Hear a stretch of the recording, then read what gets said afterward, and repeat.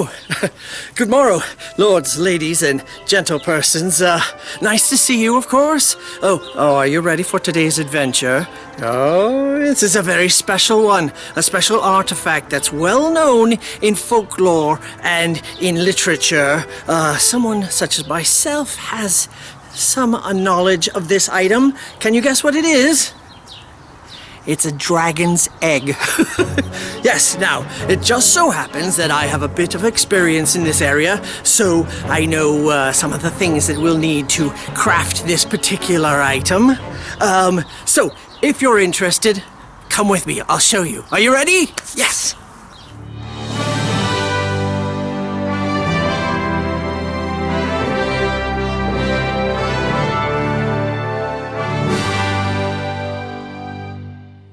Now, you may have seen different designs for the alchemy of conjuring a dragon's egg. Some of them require certain esoteric items that you may have to go to a specific art supply store to get these items.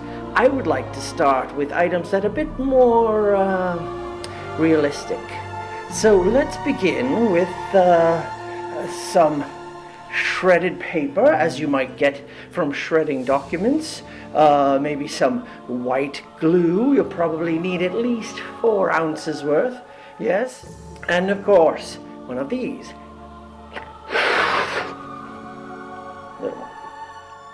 That's a pretty good size. Now mine looks a bit like a circle right now. So I'm going to pull on the tied end and squeeze it ever so gently upward.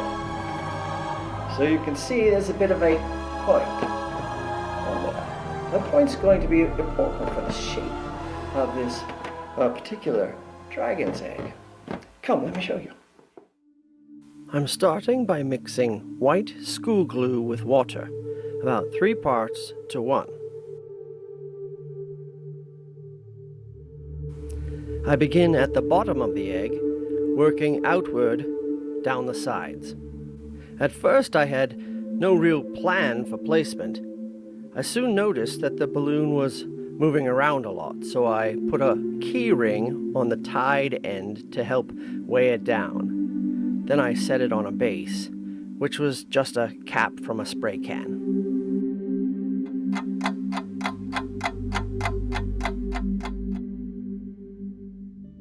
Eventually, I settled on a crisscross paper placement. Then let it all dry overnight. The second day, I glued the second layer of paper. Same diagonal or crisscross placement. Kind of looked like alternating spirals.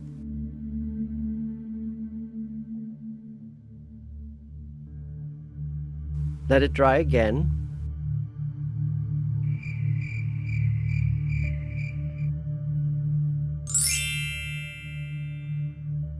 By the third day, I'd gotten the hang of the spiral placement, and the paper shell was getting stiffer.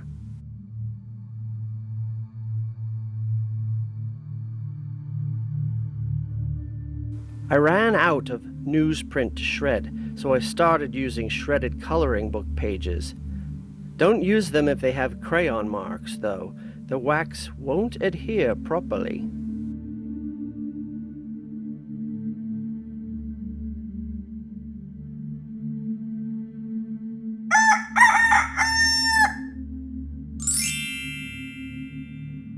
By the 4th day, my egg was really taking shape. I'd been very careful to smooth out my paper strips, so the surface was fairly uniform indeed. Notice how closely my paper is laid around the tied end, an almost perfect circle. Now it's time to let the air out of the balloon so I can remove it.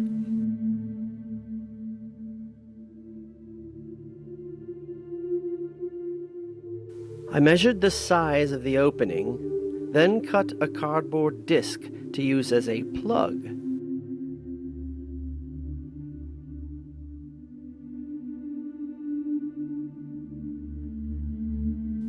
The plug gets A ring of glue around the outer edge, then set into place on the egg hole.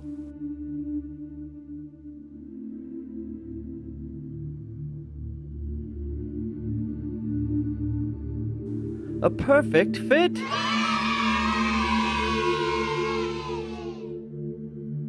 I glued strips of paper over my plug. Notice I've continued my crisscross pattern to help blend it into the surface texture.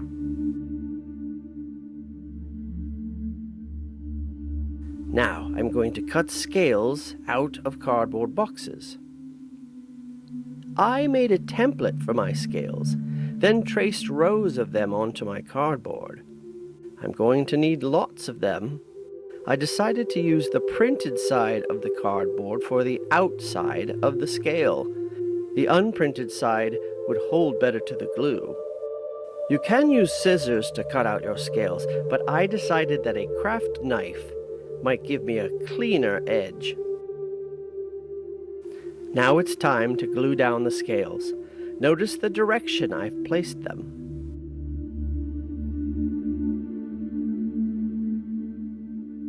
Because I don't always trust hot glue, I have a habit of reinforcing with a second glue. In this case, I'm using a small band of white glue and just a dot of hot glue.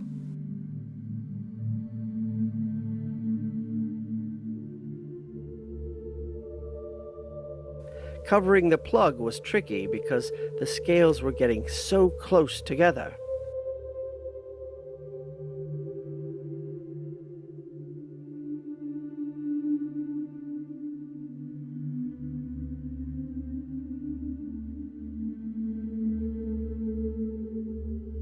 First, I decided to overlap the scales at one edge.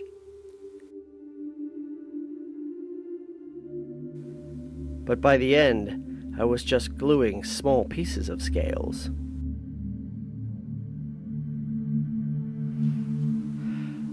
That is what we've got now. Can you see that? Interesting, but not exactly what I was looking for. So I got some modeling paint, silver modeling paint, and the brush, and I started covering it and sort of shaping the paint to give it sort of a ridge in the center of the scales. Then, once that dried, I started putting some gold craft paint on top of that. Sort of doesn't cover the silver completely. It's interesting, but it's not exactly what I was looking for, so I might just cover the whole thing with some spray paint.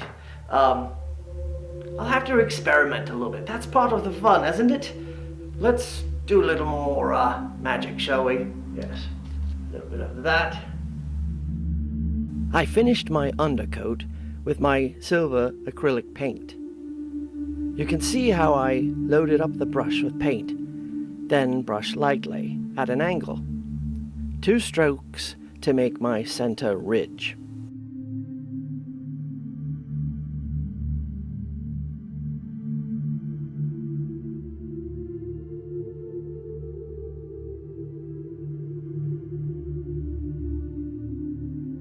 I finally did decide to cover the whole surface with gold spray paint. Don't forget to spray up and under your scales. And for the finishing touch, I've added a second color for contrast. This beautiful metallic purple was in my concept from the very beginning. And there you have it. That is a proper dragon's egg. Yes. And we made it with basically just household materials, so not too complicated. I did put 2 different colors on just to give it a little bit of dimension.